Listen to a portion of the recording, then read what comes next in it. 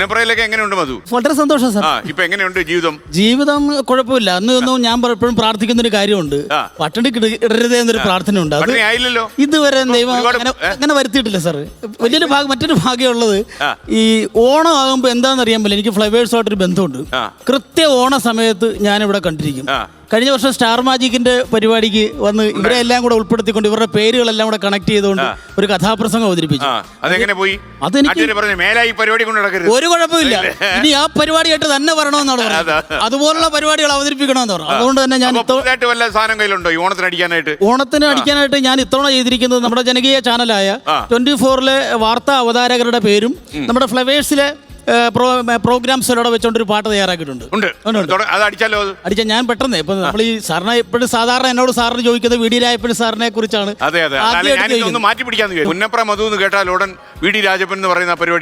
എന്റെ വൈഫ് പോലും രാത്രി രായപ്പന്ന് വിളിക്കുന്നത്.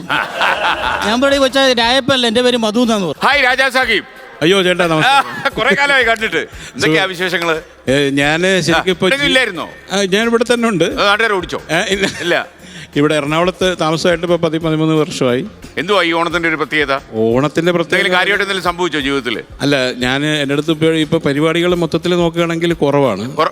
പരിപാടികൾ മൊത്തത്തിൽ കൂടുതലാണെന്ന് പറയുന്നത്. രാജസാബിന് കുറവാ, എനിക്ക് കുറവാണ്. അപ്പൊ പറഞ്ഞ ജോർജ്, എന്താ സംഭവിക്കുന്നത്? എന്റെ സാറേ, ഒരു പരിപാടി, ഒരു ഉത്സവം നടത്തുന്ന പൈസയൊക്കെ പേയ്മെന്റ് വെച്ച് കഴിഞ്ഞാൽ പിന്നെ പരിപാടി കാര്യമായിട്ട് ചോദിക്കാം.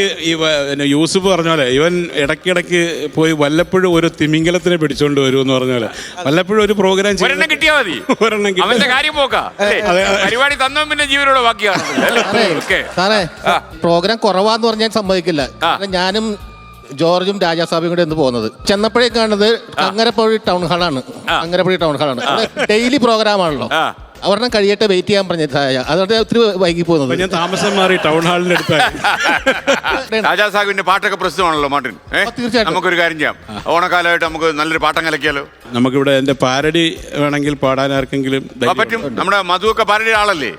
പാരഡി പാടുന്ന ആൾക്കാരാണല്ലോ. മധുരടിയല്ലേ? മധുരടിയാ. നമുക്ക് ഇതുമായിട്ട് ബന്ധപ്പെട്ടൊരു പാട്ട് പാടാം. Okay, ready?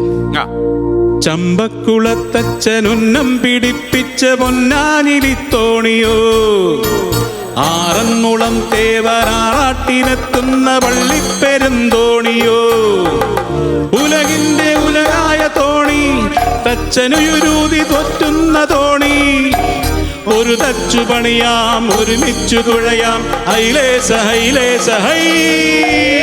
SKN സാറിന്റെ ടോക്ക് ഷോയോ കാണുവാൻ മില്യൺസും വ്യൂവേഴ്സുമാ, ഹൃദയത്തിലിടമുള്ള ചാനലോ നമ്പർ 124 ഫ്ലവേഴ്സും, ഉയിരിന്റെ ഉയിരായ ചാനൽ ഇത് ഗോകുലം ചെയർമാൻ ചാനൽ, നേരിന്റെ നേർക്കാഴ്ച 24 ന്യൂസും നമ്പർ 1 ചാനൽ ഫ്ലവേഴ്സ്.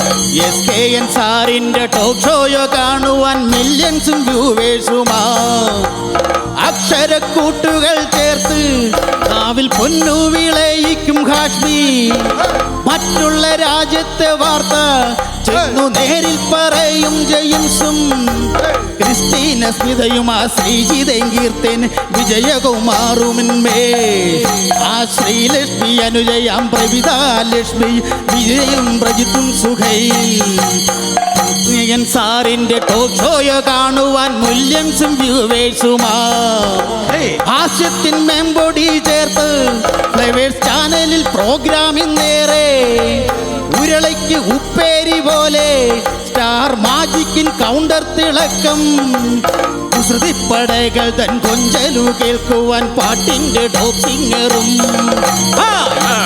സാറിന്റെ ടോക്ക് ഷോയോ കാണൂ മില്യൺസും വ്യൂവേഴ്സുമാ, മില്യൺസും വ്യൂവേഴ്സുമാ, മില്യൺസും വ്യൂവേഴ്സുമാ.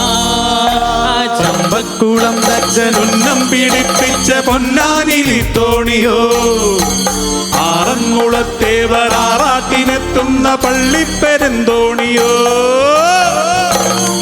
Thank you.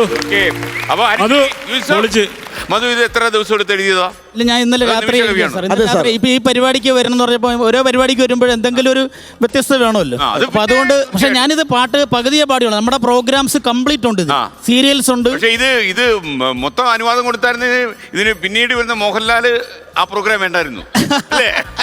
അല്ല, ഞാനത് പിന്നെ നമ്മുടെ ഫ്ലവേഴ്സിലെ എല്ലാ പ്രോഗ്രാമും ഞാൻ നമ്മുടെ ന്യൂസ് വായിക്കുന്ന പ്രജിനെ വിളിച്ച് ഞാൻ ന്യൂസ് റീഡേഴ്സ് ന്യൂസ് വായിക്കുന്നൊക്കെ അറിഞ്ഞു. എല്ലാ ന്യൂസ് റീഡേഴ്സിന്റെ, കാരണം ചിലരൊക്കെ മാറിയിട്ടും തിരിഞ്ഞിട്ടൊക്കെ ഉണ്ട്. അടുത്ത വർഷം അത് ഒരു ഉപകാരം ചെയ്യണം. എന്ത് ചെയ്യണം? കേരളത്തിലെ വാർത്താ ചാനലുകളിൽ എല്ലാ ന്യൂസ് വായിക്കുന്നുണ്ട് മൊത്തം പേരും വെച്ചൊരെണ്ണം എഴുതണം. തീർച്ചയായിട്ടും എഴുതാം.